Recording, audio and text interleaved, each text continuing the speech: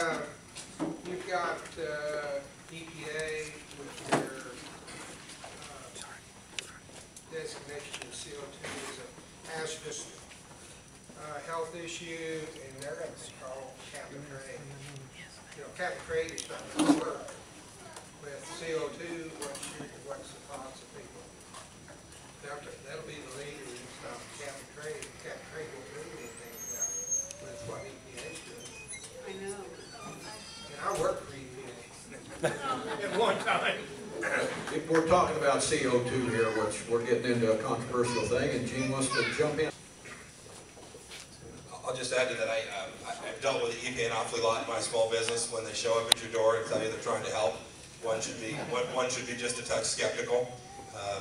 Look, that endangerment finding is a real risk to go ahead, sir. It's not just EPA. Yeah, and OSHA and KDHE. OSHA and KDHE in the city of Wichita Water and oh yeah, no, I've met them all.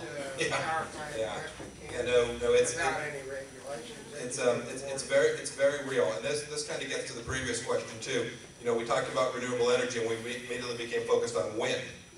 My view is a little bit different. I do not know what the next great energy source for America is going to be. I am not arrogant enough to think that I am smart enough to know what it's going to be. And what we should not have is the federal government trying to pick winners, trying to decide whether it'll be solar, whether it'll be wind, whether we talked about algae. I don't know the answer to that. Too many congressmen go up there and they've got a wind company in their district, or they've got a algae company up in Wyoming. And be sure of this, when someone talks about these standards and these federal standards, they are driving the cost of your energy up here, because they're doing something that the market's not recognizing. I've actually been involved. I was involved in a small company that started making a few wind turbines. I was an investor. I'm a manufacturing guy. I went up and worked on some of the manufacturing processes up in Hutch. I know it very well. But what I did not want a federal subsidy for my industry.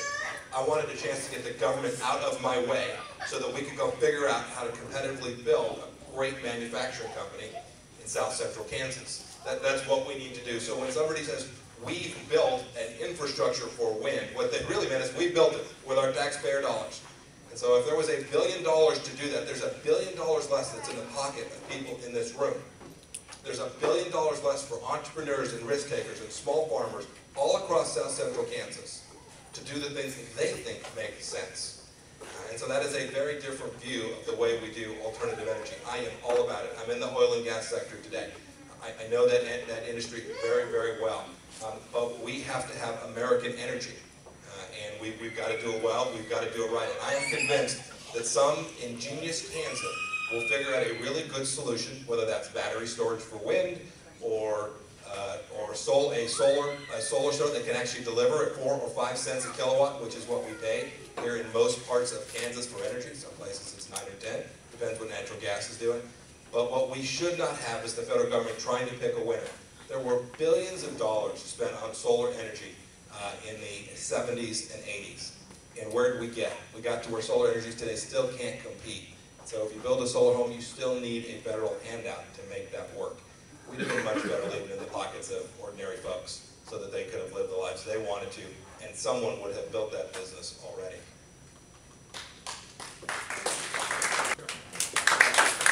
One more round. I appreciate the question about the CO2 finding. I think that is a scary prospect for a lot of people out here in Kansas. I think we can all agree on that. I do think it's interesting that, I suppose from the comments we just heard, that we're against the energy grid.